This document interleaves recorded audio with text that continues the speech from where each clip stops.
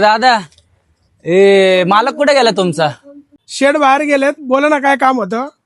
काय नाही, ते आपले मटेरियलचे पैसे द्यायचे होते मालाचे. हे घ्या 20,000 हे मोजून घे भाऊ.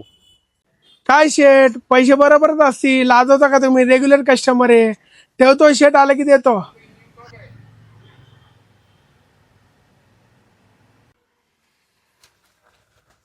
अरे विराट, ती मालाचे पैसे दिले का त्या क्रेज भाऊनी 20,000?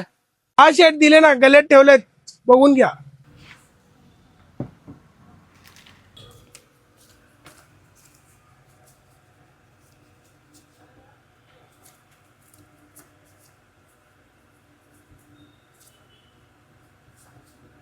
अरे 19,500 आहे, अजून 500 कुठे गेले?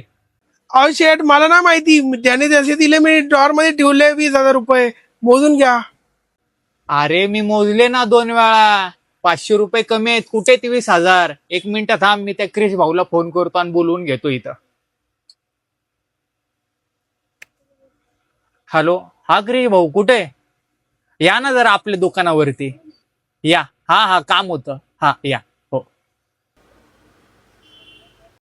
बोला की चंदन शेठ, लय हडबडीमध्ये बोलवलं, काय झालं? सकाळीच तर पेमेंट दिलं की तुमच्या कामगाराकडं. अहो नाही ना, ह्याच्यात 500 रुपये कमी आहेत.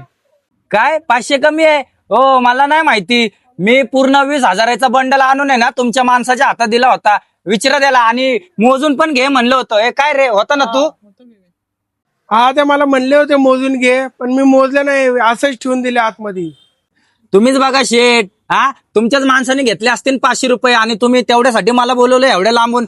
रेग्युलर कस्टमर आहे राव, हे असं नाही चालणार. बघा आता झालं ना कबूल तो. काय राव? नाही क्रिश भाऊ, काहीतरी झाला असेल ह्याच्याकडनंच प्रॉब्लेम. बरं तुम्ही जावा, मी बघून घेतो. शेठ, आई शपथ, जसे दिले तसे मी मोजून ठेवले गल्ल्यात. एवढे वर्ष झाले मी तुमच्या इथं काम करतो, असं करणार आहे का मी सर? मला माहितीये की 500 रुपये तो घेतले नाहीत. मला हे पण माहितीये की 500 रुपये त्यांनी कमी केलेत. पण आपण प्रूफ कसा करणार की 500 रुपये त्यांनी कमी दिलेत आपल्याला? कारण की चुकी तुझे, कारण की तू मोजून नाही पैसे घेतले. हो शेठ, माझं चुकलं. मला माझी चूक समजली. मला पैसे मोजून घेतले पाहिजे होते, मी त्याच्यावर विश्वास ठेवला. हीच माझी चूक झाली. आता इथून पुढे कधीही लक्षात ठेव, गिऱ्हाईक असू दे किंवा घरचा आपला माणूस असू दे किंवा भाव असू दे, कधी पण लक्षात ठेव की पैसे पहिला मोजायचे, मगच गल्ल्यात ठेवायचे. पैशाच्या व्यवहारामध्ये कधीही आंधळा विश्वास ठेवायचा नाही, हे लक्षात ठेव. शेठ, आजपासून कानाला खडा. आजपासून असं कधीच करणार नाही. पैसे पहिले मोजूनच घेणार.